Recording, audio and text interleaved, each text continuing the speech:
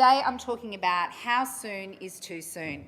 Gosh, it's a big question when it comes to children, isn't it? You know, it's such a big question. From the second they arrive, we start the wondering and the worrying process. Should we toilet train? Is it too soon for solids? Should we do controlled crying?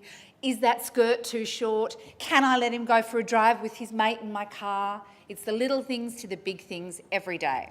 I believe there are two principles for bringing up kids. One, that they need to feel safe to be happy.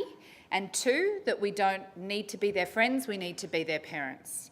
Now, this is a lot easier said than done because neither of them make you particularly popular.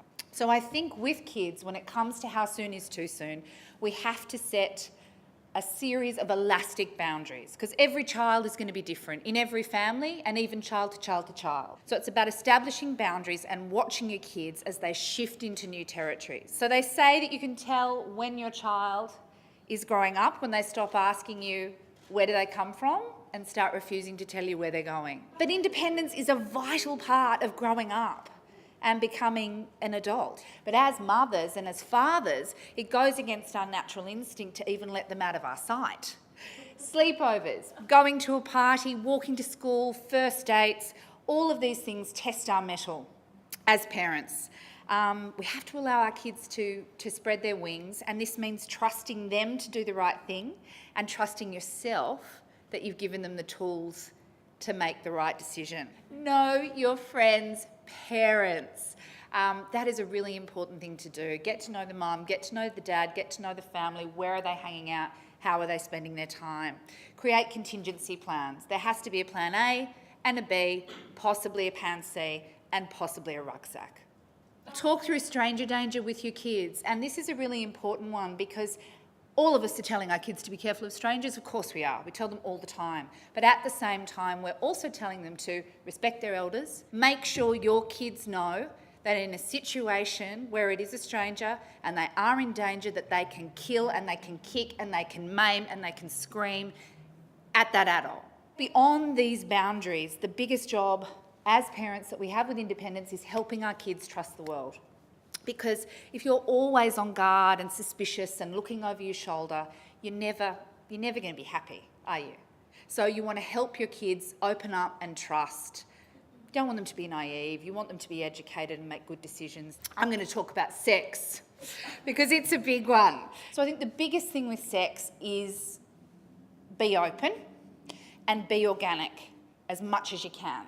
So if a child sees a tampon, say, and he's like, what's this? Tell them, obviously, at the age that they can handle it. We're all going to have to walk down a corridor and do the, so have you heard about the birds and the bees? We're all going to have to do that. But if you've had those moments along the way where they've asked questions and you've answered, that talk becomes a whole lot less scary. Every expert concurs that our kids would really rather talk to their parents about sex than their peers and their friends and their teachers.